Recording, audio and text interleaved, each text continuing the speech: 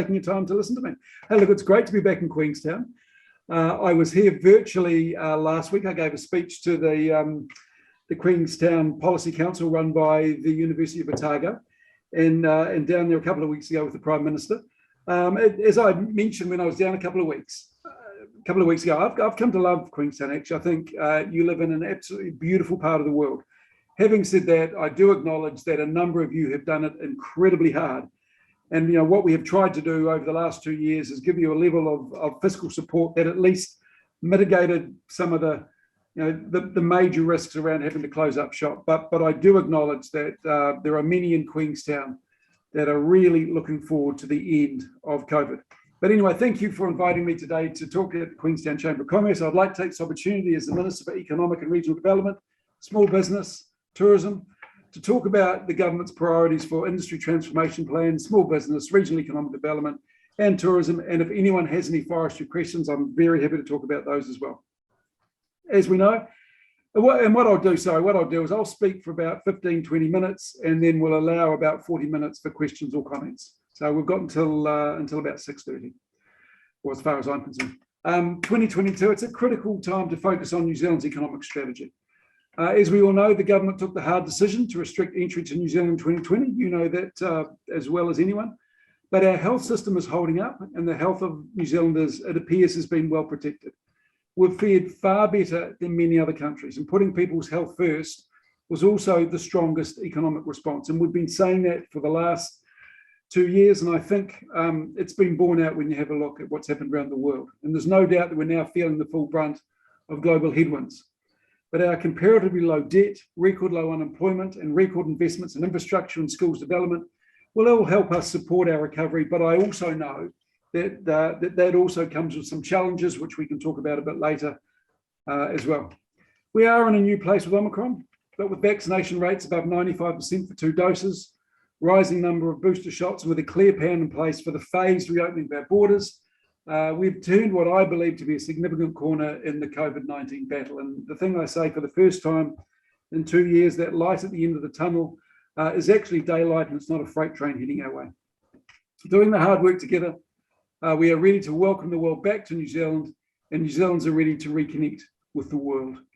A successful rebuild from COVID-19 is not, however, about returning to the way things were before. And I've said this over and over again for the last 2 years and 18 months, certainly since I've been the Minister for Tourism, but certainly in the economic development portfolios as well. We need to rise to a greater challenge if we are to actually become one of the most aspirational tourist destinations in the world and providers of the world's premium global products. This means a move to a high-wage, highly productive, low-emissions economy for all. And I'll talk about this a little bit more in a minute. But I hope this message doesn't come as a surprise, because as mentioned, I've been saying this and articulating other aspirations for the industry publicly ever since I became the Minister of Tourism and the Minister for Economic and Regional Development 18 months ago. Firstly, I'd like to talk to you about our industry transformation plans and the role they will play in transforming our economy. Many other countries, Australia, Singapore, Canada, UK, have focused on industry strategies. And the Productivity Commission's Frontier Firms report emphasised that along with broad-based innovation policies, which benefit all firms, resources also need to be deliberately focused on a small number of high potential areas rather than being too thinly spread. That's why through our industry strategy, the government has decided to actively partner with business, workers and Maori to transform sectors of the economy with the potential for significant productivity gains, or where we currently have some form of global competitive advantage. Increasing wages and improved well-being for all New Zealanders will be the outcome. Each ITP is long-term focused, creating a 20 to 30-year vision, is action-oriented, identifying the actions that can be taken in the next 1 to 3 years to set the transformation in motion. And each industry is different, but the key task of each ITP is to identify what are the game-changing initiatives that can be implemented by industry and government.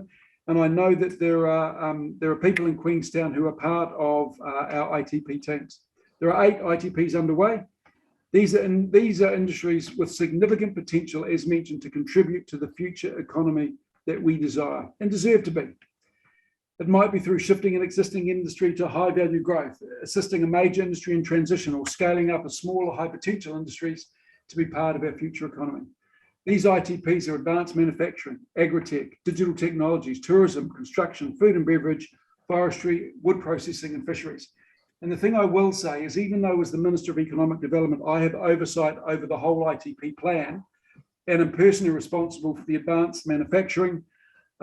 Damien O'Connor and I, the Minister of Agriculture, are responsible for agri-tech. I have responsibility for tourism and forestry and wood processing.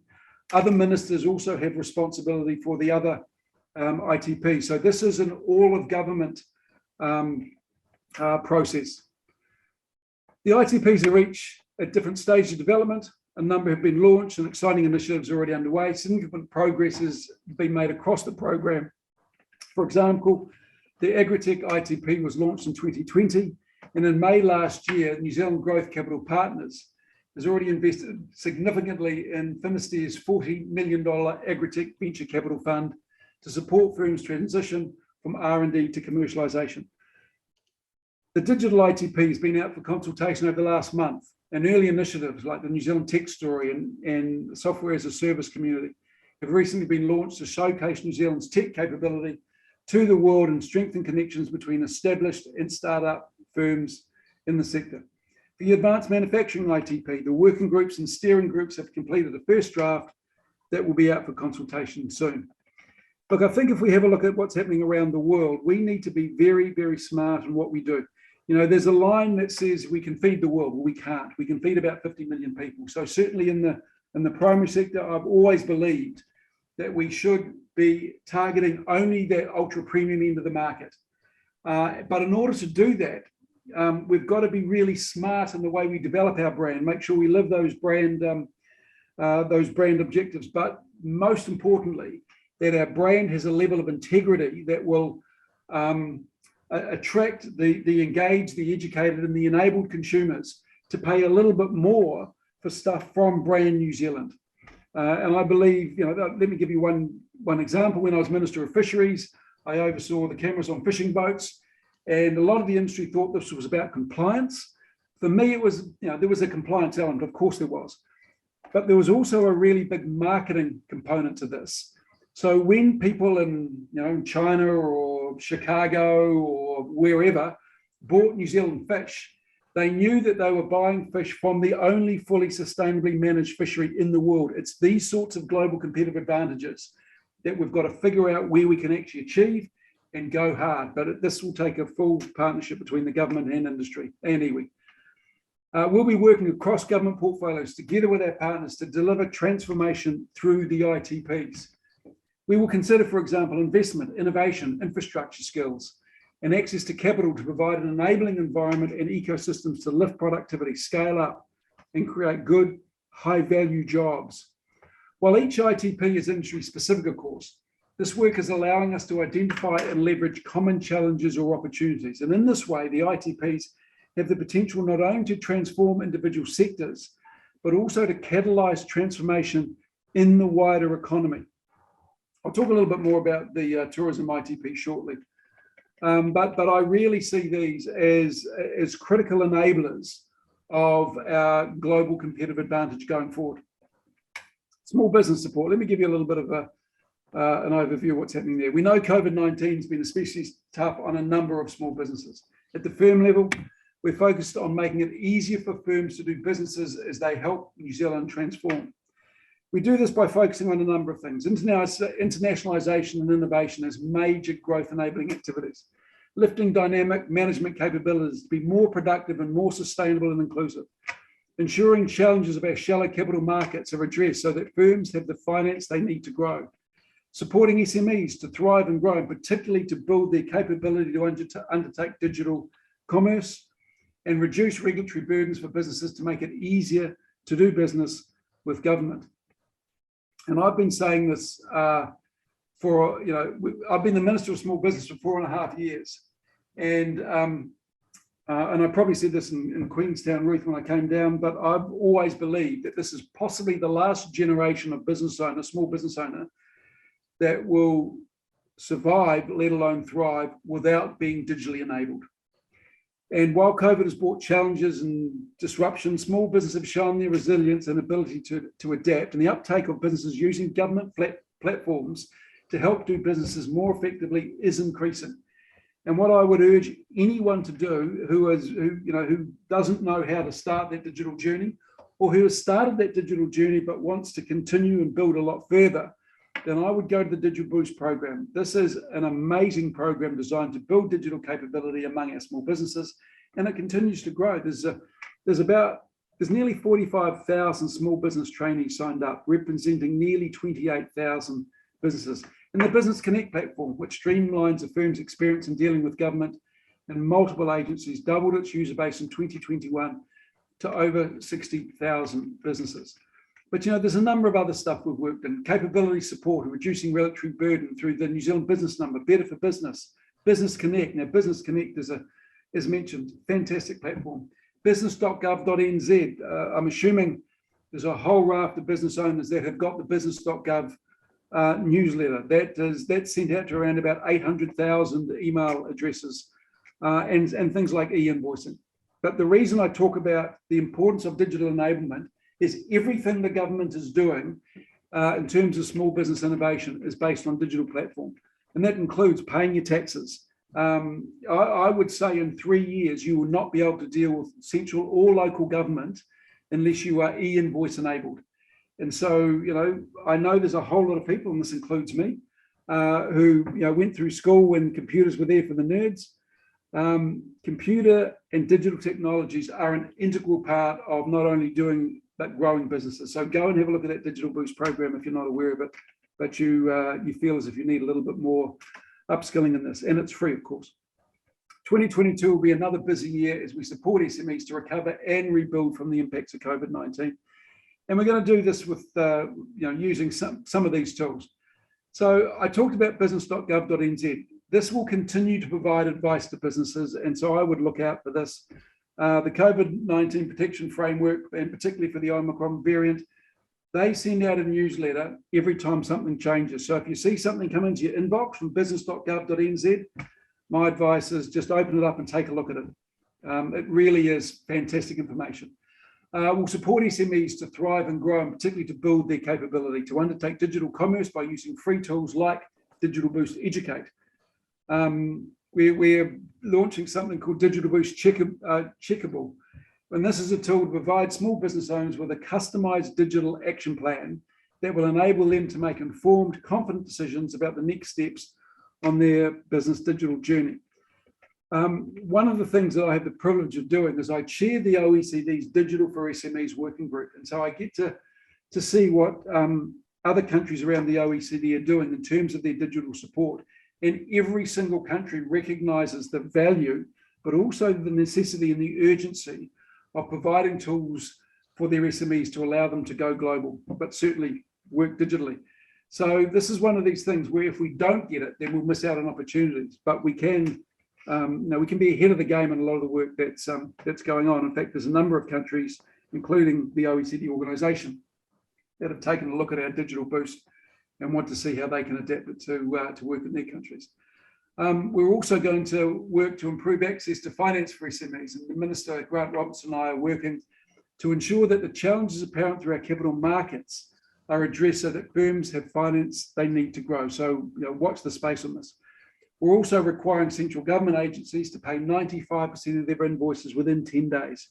And certainly if a business is e-invoice enabled, and if you're on MyOb or Xero, you can be, then you'll get paid probably a little bit earlier than 10 days, to be honest. In addition, we're making changes to the Small Business Cash Flow Loan Scheme to increase the amount of funding available to eligible SMEs with 50 or fewer FTEs through the introduction of the top-up loan for an additional $10,000. And the maximum total loan now available is $110,000 for a firm with 50 FTE, with a sole trader being able to access $21,800 in total. Cabinet's also agreed recently to remove the first 2 years of accrued base interest from all borrowers who have or will take out a loan under the scheme. Pushed hard for that one. Let me talk about regional economic development priorities. Look, we're committed to ensuring New Zealand is in the best possible position to build a thriving, productive, inclusive economy. You'll have heard those words ever since Labor took over. One of the pillars of this strategy is to strengthen our regional economies. This will help with the communities and businesses in those regions, help them to grow creating a solid base and with it jobs. I mean, I tell the story, I'm the MP for Napier. I'm one of 4 kids and my parents still live in Napier, but I'm the only one who's come home. But even before I came back to Napier, you know, I used to say, well, there aren't the sort of jobs I do here. So I left at the end of the 7th form, vowing and declaring never to come back, saw the world, you know, worked around the country. And then when I was looking to settle down, you know, I ended up in Napier and I absolutely love it. I've got 4 children of my own. I would love them to get, you know, to get educated, go and see the world, experience what life's about and, you know, beyond our shores. But I would also love them to consider coming back to Napier when they want to settle down. But in order for them to be able to do that, there's got to be the jobs.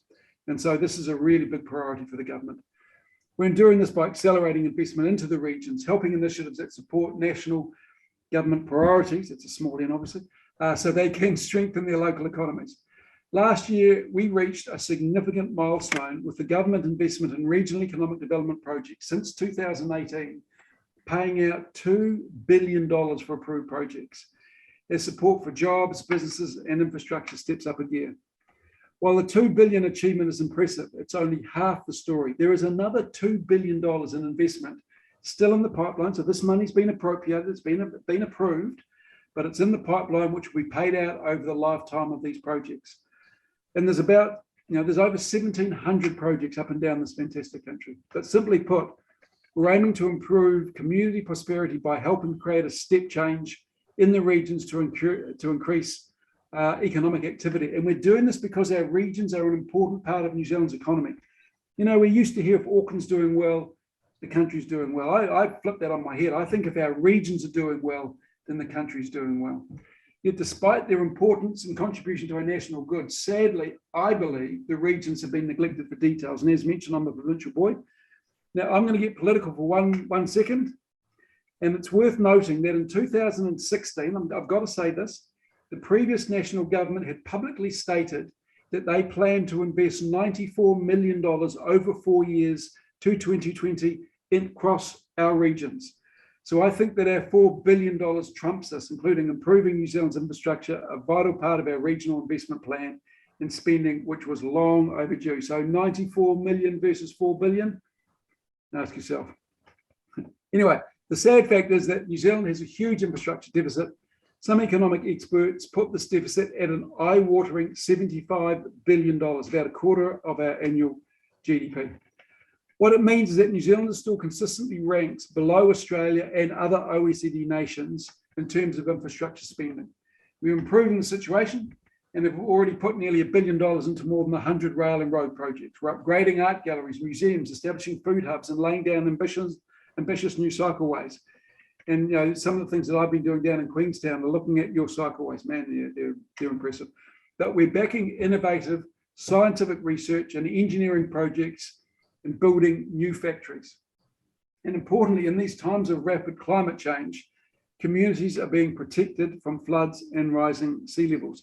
Certainly the Queenstown Lakes District has played an important role in our regional economies, but its reliance on a few key industries, including international tourism, has left it economically vulnerable. And I know I'm not telling you anything you don't know. But as we've seen during the COVID-19 pandemic, we need to improve the region's resilience, and we're doing just that by supporting the development of other sectors. We don't expect Queenstown to do this on its own. And that's why in May 2021, I announced a $20 million fund over 3 years for a Queenstown Economic Transformation and Resilient Fund to develop alternative industries in and around this district. My ambitions for the fund are for it to grow existing businesses, which are not tourism or construction focused, whilst also attracting new talent. And I note that one of my Napier Boys High School colleagues who was here ahead of me, Rod Jury, has made his home down in Queenstown and is a very staunch Queenstown advocate, but also an investor in the region as well. But this requires a tailored approach, building a critical mass, there you go, name dropping. But it requires a tailored approach, building a critical mass of new industry to encourage growth through greater opportunity. Since my original announcement in May last year, my officials have been working with local stakeholders to support diversification in the district, including into such industries as film and tech. And a number of exciting opportunities in these sectors have already been identified, and I can't wait to take these to my fellow decision-making ministers on this fund for them to consider. Our Regional Economic Development Agency, it's called Kanoa, RDU, is also supporting a great local initiative in Homes for Healthier Business, which will create a platform to encourage more outside businesses and individuals to set up office in the district. We're also aiming to help employers access emerging talent from tertiary providers and ensure there is a sufficient accommodation for workers to move to the district. And while I'm not downplaying the importance tourism plays to the Queenstown district, and it always will be a fantastic world-leading, world-class tourism sector, what the new fund aims to achieve is to build a more resilient region, better able to weather any future economic shocks. Let's talk about tourism. With the borders opening, we hope to see a return of international visitors. The recent decision by Cabinet to allow fully vaxxed travellers from Australia from the 12th of April and visa waiver countries like the US, UK, Singapore, Japan and others from the 1st of May, without needing to self-isolate, is a huge step forward for international tourism since last year's Trans-Tasman bubble. And in fact, Queenstown was the first place the PM visited after making that announcement. And the reconnection with Australia is obviously huge. Prior to COVID-19, Australia was New Zealand's largest international visitor market, accounting for almost 40% of all international visitor arrivals. And the government's provided an unprecedented level of support to the tourism sector over the past 2 years in recognition of its importance to our national economy and local communities. Since we opened the border to working holiday makers on the 13th of March, we have approved over 2,500 visas on top of the 18,000 granted to previous holders of the working holiday visas that were unable to use them due to border closure. And I thank Queenstown and you, Ruth, for your advocacy on this. It was certainly the catalyst that got us thinking around what we could do to keep those 18,000 people in the country. The government has invested heavily and strategically, maintaining New Zealand's international air connectivity at huge cost, but it's protected our connections to key partner destinations, as well as seeking to address future passenger carrying capabilities. We've spent $600 million on targeted tourism support over the last 2 years, which quickly rises into the billions when general support for the tourism and hospitality sector is included, such as wage subsidy and resurgent support payment. We invested in Maori tourism and we provided $46 million in funding to regional tourism organisations since 2020, so they can develop innovative tourism strategies based on the concept of regenerative tourism. And I gave them just a gentle serve when I spoke last Friday at the Otago Tourism Policy School. You know, we started giving these guys money 2 years ago. And what I absolutely expect to see is good destination marketing plans based on regenerative tourism. Now, there's about half of them that haven't done them, but this is really important. Again, it's about building our global brand, but more than that, it's about living our global brand and actually maintaining our social license to operate as an industry within our communities. Hence the reason we need to strengthen links into our communities to help coordinate the kind of actions that are required at the local level. Our commitment to support individuals, businesses and sectors continues to this day through the COVID-19 support payment and obviously through the Kickstart Fund. And I'll talk a little bit about that. Hopefully everyone's aware that with changes to border settings, the imminent arrival of international visitors, my $49 million tourism Kickstart Fund for the 5 South Island communities hardest hit by the loss of international visitors will help provide businesses with a grant between $10,000 and $50,000 to assist in refreshing facilities, marketing, training and hiring new staff, or sourcing new stock and readiness for opening. Look, we understand that ramping back up the business will take time and money and is exactly what the Tourism Kickstart Fund is for. It opens in a couple of days on the 1st of April. And it's part of 3 business initiatives available in the 5 communities that were launched last year. I'm sure you're aware of the other 2. While we prepare for our imminent reconnection to the wider world, we must continue to plan for the future. Tourism operators should absolutely be looking to harness unique innovations in the industry. Increasing use of technology such as electric vehicles, accessible websites and virtual reality are all within reach right now. On top of this, I'm investigating the possibility of a tourism innovation fund. This came up when I was down in Queenstown last time. I think it's a fantastic idea. But I'm just looking at what this would look like, and I'll talk about this more at a later date. As mentioned, we've got the Tourism ITP Industry Transformation Plan up and running. The first focus is on better work for the tourism sector. So we're looking at at workforce issues and how we can come up with solutions. We've got few of your people, Bridget from Real New Zealand, Trent from Zip Trek Eco Tours, and Charlie from Queenstown Resort College are on that ITP, and I thank you for your work if you're on the call.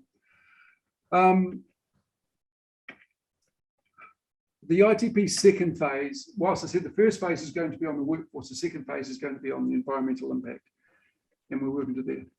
And we've also committed to making improvements to freedom camping, and it wasn't the last time I was in Queenstown. I think it was the time before, maybe the time before that.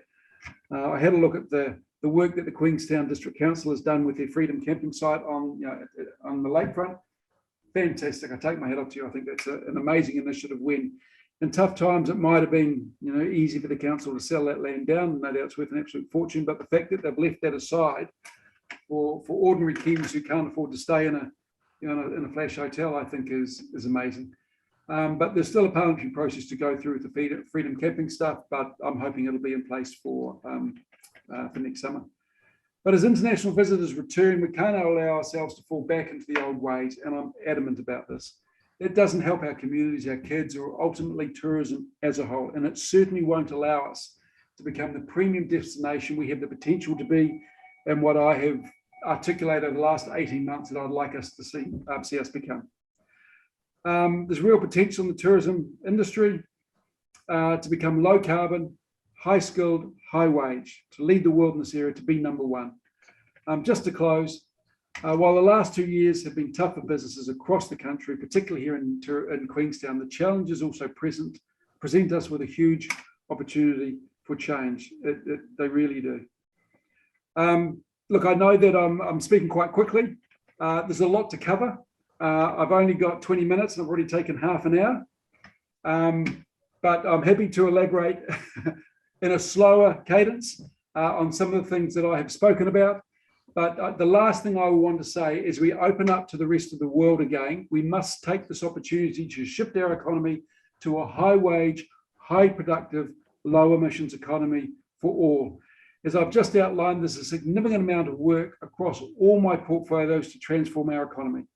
Working together with industry and businesses, I'm aspirational for the opportunities we can create by better understanding our global competitive advantages at the business level, the community and regional level, and nationally, and then work hard to ensure we play to these, creating a unique selling proposition that helps people decide to buy New Zealand products and services, and certainly fly into Queenstown from wherever in the world they currently reside. And like I said, I do apologise if I was speaking a bit too fast there.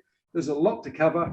There is a lot going on in this portfolio, but I absolutely want to leave time, at least half an hour, for questions and comments. Thank you very much, Stuart. We have had a number of questions submitted through the registration process, but if there are any other questions that people have thought of while the Minister was speaking, please feel free to put these in the Q&A. But just to start off, Minister, we talk about obviously fostering regional economic development and outside of tourism. Do you have a view on whether there is a role for an independent economic development agency in the district or the region, or do you think collaboration alone is sufficient to produce regional economic development? It's a really good question, and one thing I wouldn't suppose to do, Ruth, is tell Queenstowners how to conduct their business. But one thing I would say is there is a point in time, and there's absolutely now, where we have to stop talking and start doing.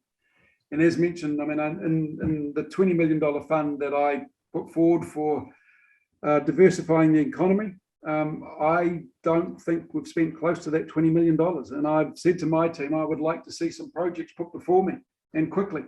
So, there are advantages in having an independent economic development organisation, because it means that they're not necessarily beholden to the council's objectives. They can look at things holistically. Obviously, the council is always going to be a major stakeholder, but again, there are certainly merits of both. But I don't want to be seen to be standing here in the beehive and telling you what you have to do down in Queenstown. Thank you. What are your views on active labour market assistance and how you see this playing a role in building economic resilience and prosperity? Noting your views about your desire to see change and transition, but obviously that is only delivered through people. Yeah, no, it's a good point. I'm going to answer. Give me 3 minutes to answer this, okay?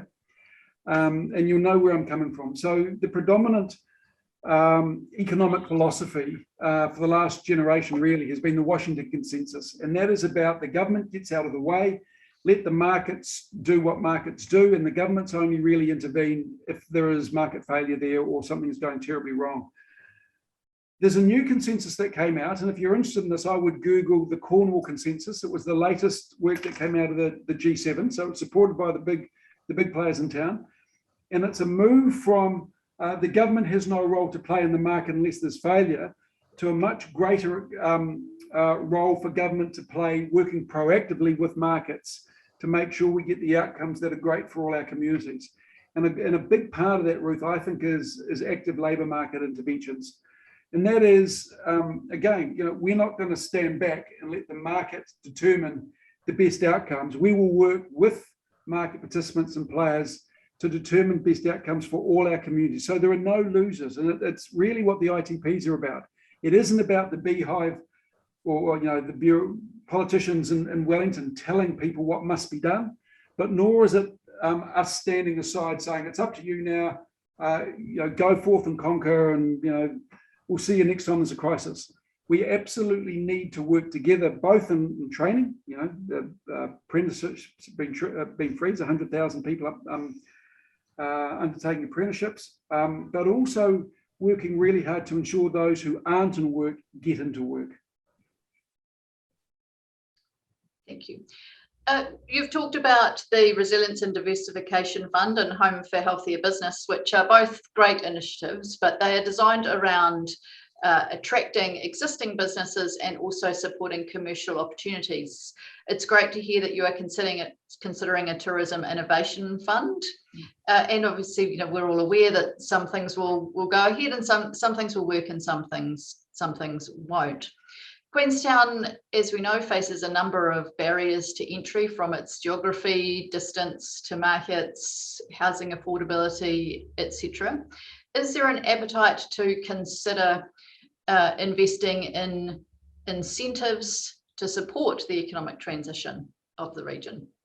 Well, I would argue that the $20 million diversification fund is certainly incentives. If you're talking about a tax-free zone or any tax incentives for people to shift down to Queenstown, no, we're not considering those sorts of incentives.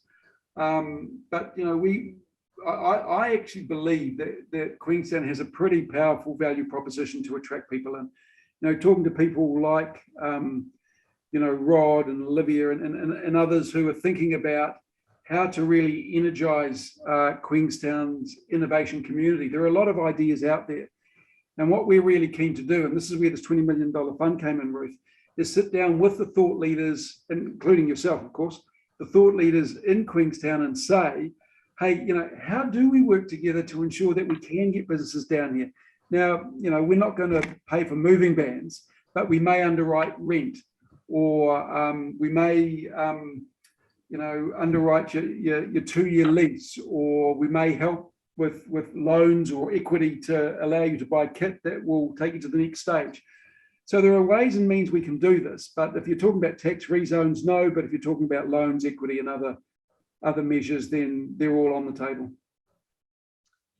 Given the tourism sector is not overrun with cash reserves after the last couple of years, is there potential in establishing a funding stream from ETS ring-fenced funds to assist businesses making the capital investments that are necessary to result in reduced emissions? No, I haven't thought of that yet, but what I would say is that, and I was talking to Damien O'Connor about this with regard to the agricultural sector, I think we're going to get to a place in the not too distant future when high value tourists, and I talk about high value tourists a lot, that is distinct from high net worth, so please understand that distinction.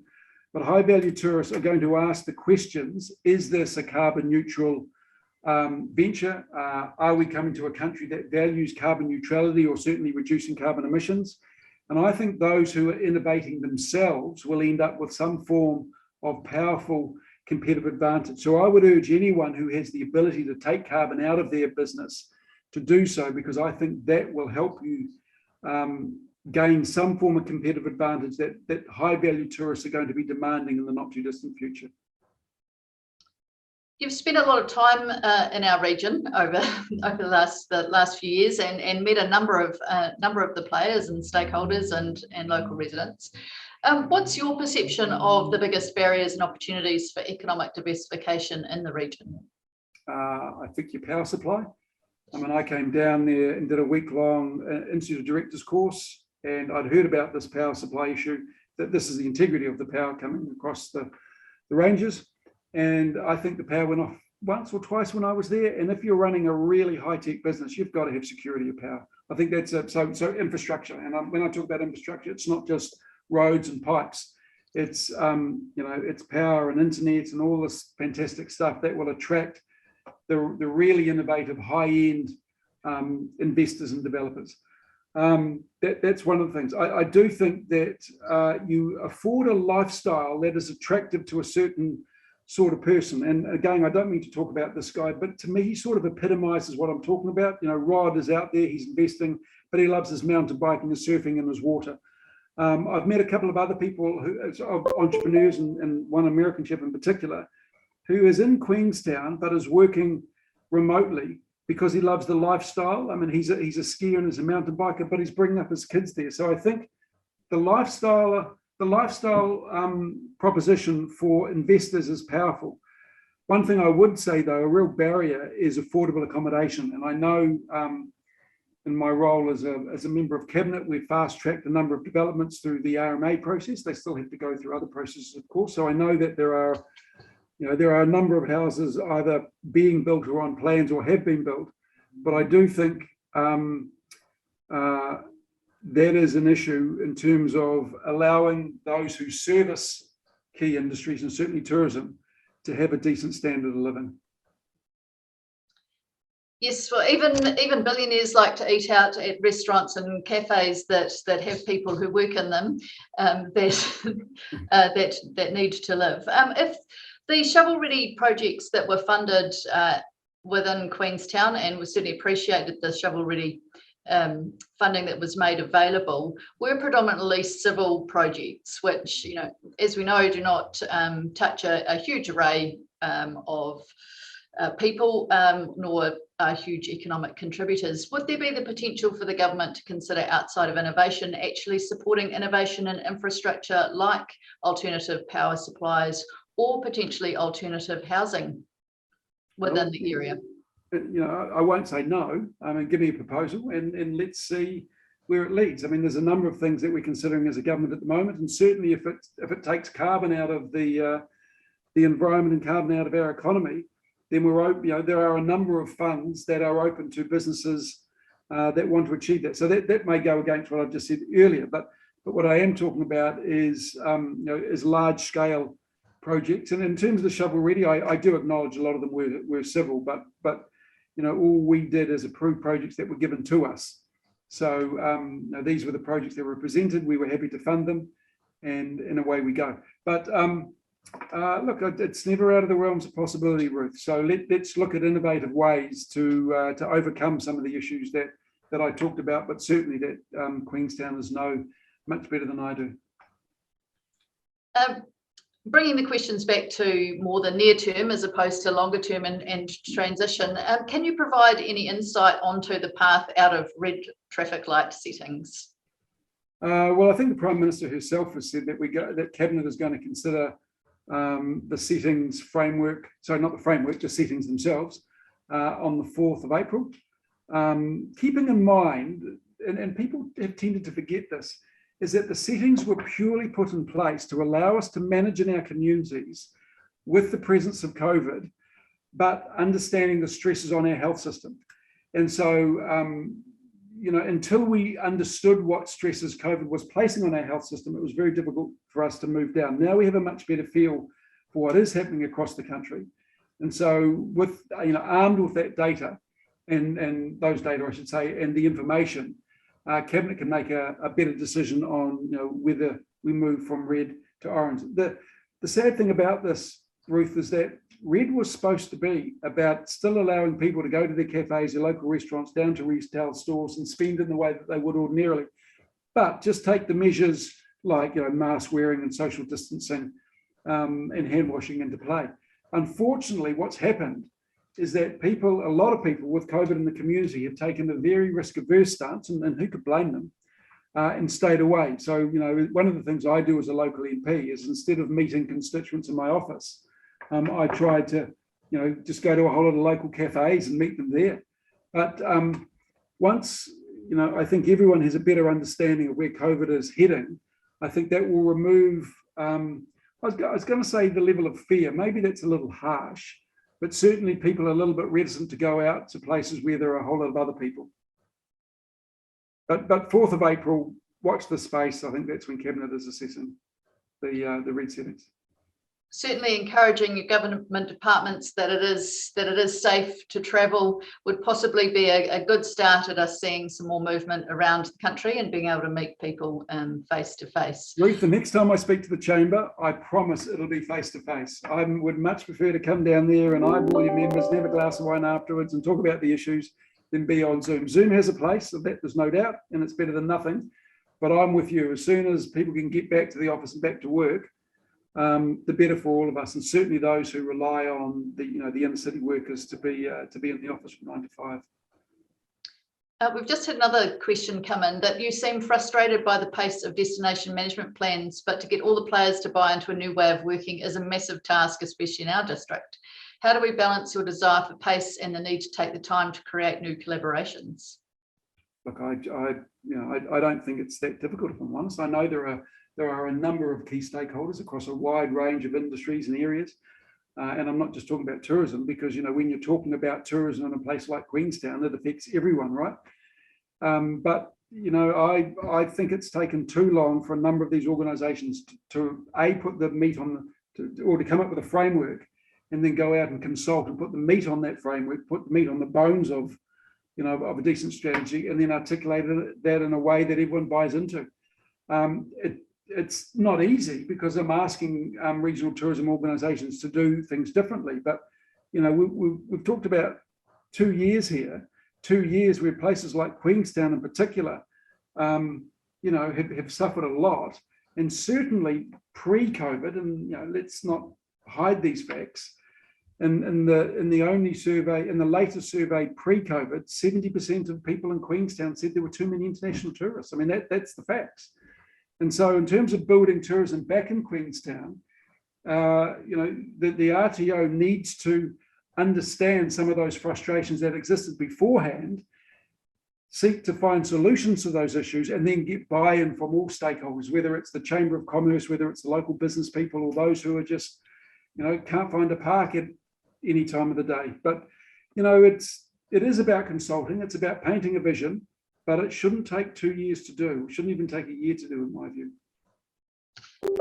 I would make a comment about the 70% who felt that there were too many international tourists, that Queenstown is one of the most diverse towns, areas in the country, and a lot of those accents you hear on the streets are residents and are Kiwis and have lived here for a long time. So there could potentially be the perception that we had a lot of international tourists when a lot of them had actually just been drawn to the Great Place. No, those aren't my figures. Those are figures that came from Queenstown residents when they were last surveyed. So, I wouldn't dare suppose to presume what Queenstown residents think, but Queenstown residents themselves pre-COVID. An example, we had 940,000 people visit Milford Sound in the year before COVID. I mean, I don't think that is sustainable. I don't think that is delivering on brand New Zealand.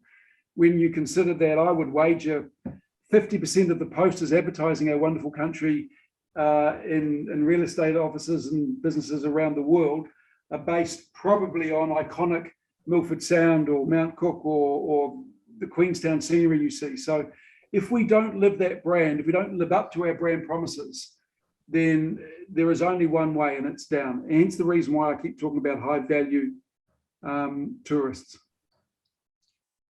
Delivering on brand New Zealand is something that our local businesses are exceptionally passionate about. And the one thing that they are definitely losing sleep about at the moment is staff availability and immigration settings, and their ability just to deliver in the coming months. What do you say to those businesses? Well, two things I'd say. First of all, my understanding is Immigration New Zealand at this point in time, or to this day, has approved 2,918 working holiday visas. The Prime Minister and I asked Tourism New Zealand to work with Immigration New Zealand to see what they could do in terms of promoting the work visa in a lot of their destinations. It's not Tourism New Zealand's key competency in any way, shape or form, but they have ideas around how they could do this. But when you say that delivering on brand New Zealand is a major focus, I do believe that 100%. But I have, like I said, I've been down to Queenstown. It's either 6 or 7 times since I've been Minister of Tourism over the last 18 months. And there was one time in particular, I had a really bad service experience, actually, to the point where I actually phoned up the mayor and told him about it. That I was that annoyed with such poor service in a reasonably expensive bar, paying a lot of money for a reasonably average drink, that I thought, this bar owner, and I should have called the owner of the bar, not the mayor, really needs to take his or her staff aside and say, hey, you know what?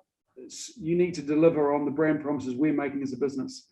But, when people say, oh, we're having to pay above the minimum wage to get staff, my response to that is, well, at least people are earning decent money they can spend in your local community. I have no problem with people earning above the minimum wage in Queenstown in any way, shape or form. Well, you'll be pleased to hear that the Queenstown business people paid over twice the national average wage increase in the last 12 months. So certainly well on track, and certainly looking after their people. You may also be interested to hear that immigration doesn't consider bonuses or incentives or any other support that's provided by businesses when considering those wages. We have a lot of businesses that support their people, particularly into accommodation, in some cases up to 60% or more. And whilst the Holidays Act requires them to take that into account for entitlements, unfortunately it isn't taken into account by Immigration New Zealand. Yes, thank you for the investment in Tourism New Zealand about the working holiday visas. So we are working closely with them, and we'll be working with our businesses to feed that demand into them directly for this winter. It's a very exciting initiative. We appreciate it's a pilot. We would like to see it extended. We would also like the consideration given to potentially offering people the opportunity to have a working holiday visa in New Zealand who've already had one previously, given that advertising will also reach people who have previously been through here. Yep, let's keep talking about that. We've got a couple of other ones that have come in, and I'm conscious we've just got a handful of minutes left, Minister, so I appreciate your time this evening. I support your thoughts with regards to a more sustainable district in the future and brand promises, but how would you suggest businesses that are looking at paying immigrant staff in the future 27 an hour when they currently pay Kiwis minimum, so their wage bill will rise, which would possibly mean the experience price will rise dramatically? Has this been put in place so as not to attract as many visitors? No, not in any way, shape or form. Well, two things I would say. First of all, let's keep the two visas that we're talking about distinct. So you've got your accredited employer work visa, right? That's where you've got to pay a minimum of the median wage. And then you've got your working holiday visa. Now, you don't have to pay the median wage of working holiday visa. I'd love to see people pay the median wage. But again, it's about, and how do I say this? I don't want to tell businesses how they should be doing business in any way, shape or form. And I'm not that arrogant. But in a previous life, I was a strategist and used to write strategy documents for large organizations. And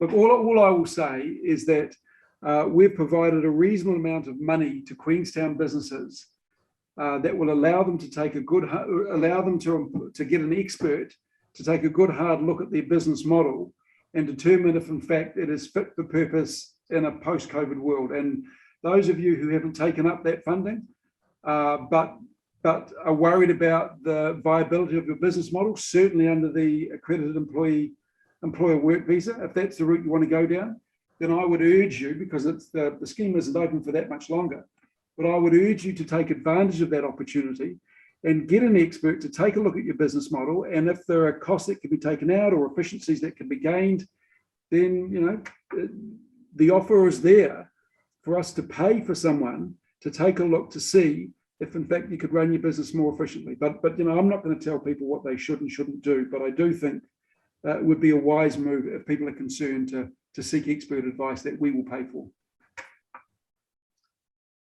Minister, Australia has just announced obviously the removal of pre-departure testing. What's your view on when we're likely to see that here in New Zealand? Watch this space. I mean, I can't give you a date, Ruth. The thing that I will say is I've sat around the cabinet table for the last 2 years for nearly every single COVID decision that's been made by cabinet. And, you know, the Prime Minister herself has said we haven't necessarily got everything right. But at the heart of every single decision we make is the health and well-being of our diverse communities.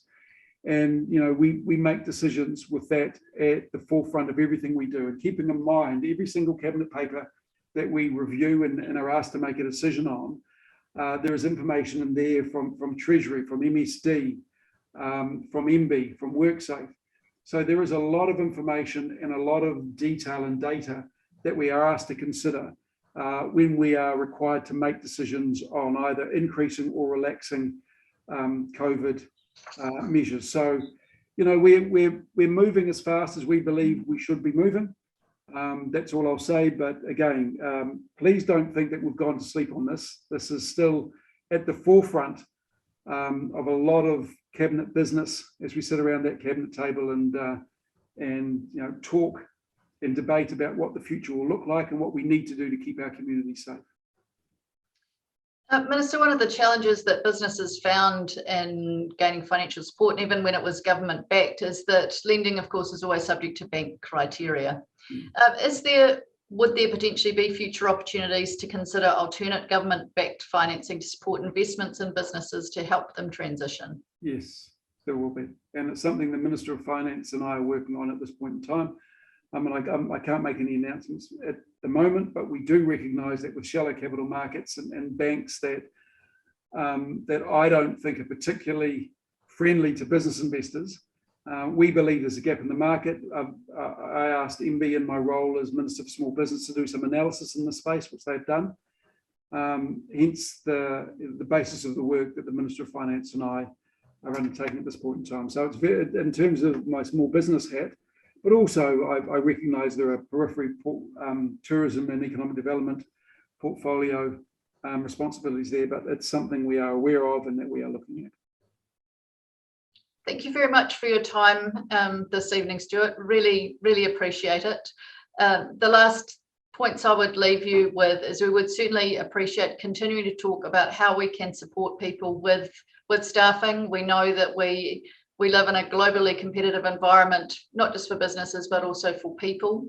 And people will be critical to helping us transition and become more diverse and more sustainable in the long term. And we would also like to continue the discussions around investing in key infrastructure such as power, digital, education and housing, which will also underpin a successful future for all of us. Thank you very much for your time. And thank you very much, Ruth, and thank you for those who have logged on and listened. As mentioned, I've come to love Queenstown as a district. I've come to admire and respect the people. I have a number of friends down there and new friends that I've made in the last 18 months. Every now and again, when I'm heading down there, I do look on Trade Me to see if there's any properties I could afford. Unfortunately, they're still out of my reach. But you know, let's make sure that next time we do speak, and I'm very, very happy, Ruth, to continue to come down and update your members. Let's make sure it's you know, it's in person. We can enjoy a fantastic, I was going to say a fantastic Hawke's Bay wine. I can't say that when it comes to Queenstown, can I? No, you cannot. Central Otago wine and have some of these face-to-face conversations, because I do recognise it is a little bit hard on Zoom to really get a feel for the room. But once again, thank you very much for the invitation and thank you for listening. Hugely appreciate it. Thanks, everybody. And as always, we are very interested in your feedback on this evening's session with Minister Nash. Thank you. Thank you. Recording stopped.